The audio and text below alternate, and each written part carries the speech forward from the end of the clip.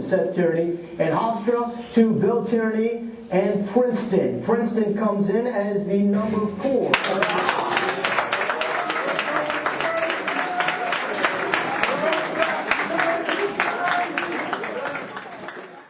Take on another comeback story. It's UMass and Greg Cannella. Think back to 2006. An unknown freshman goalie named Doc Schneider, in between the pipes, leads UMass to the national title game. Well, guess what? Doc is back. He's a senior. He's one of the best in the nation, and anytime he steps between the pipes, UMass has got a shot to pull the upset. Just to give some perspective to some of the highlights we were talking about with Princeton, you heard us raving about Brown goaltender Jordan Burke.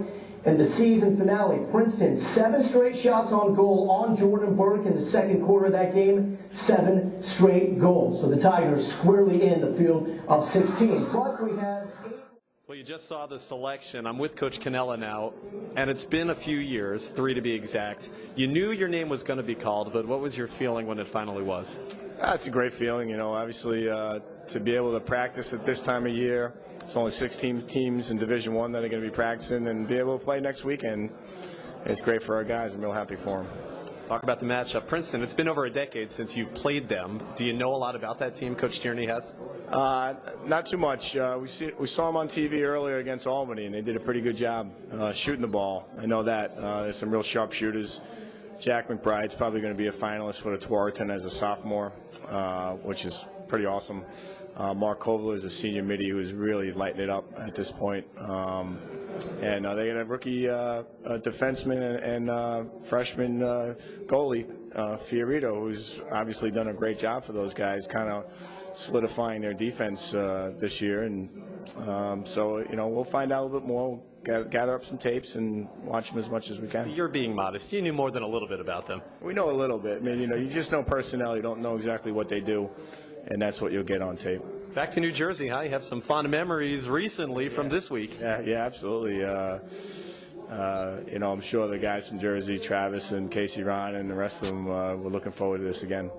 Thanks, Coach. We'll talk to you next week. Okay, Josh, thank you. And now on to the hangar for the women's selection show. 19-0 and on a 25-game winning streak overall. And now let's unveil the bracket with first-round games being played Sunday, May 10th. So now you've seen the women's announcement, and I'm joined by Alexis Venecianos, the head coach. This has to be kind of surreal for you. You know so much about Northwestern. You came from Northwestern, and to play them now, not in the regular season, but in the NCAA tournament. What's that like for you? I mean, I just think this 2009 lacrosse team here at UMass is very special. I'm very proud of the team's achievements, and this is a great, great time. You want to get to the NCAA tournament, you want to play the best team, and we're excited to have another game. 2 weeks ago, we would be praying for this moment, so we're going to just go back to video and get ready for our flight out to Chicago. Well, I mentioned that you played them earlier this season. What did you learn, and how much of that is an advantage to having seen the team earlier this year? Yeah, I mean, we're very comfortable with them. We've seen them play a lot. Obviously, working at Northwestern, we kind of know a lot of the player personnel. Our team knows them as well on and off, on the field. And we're going to come up with a great game plan, and we're going to, give them a game.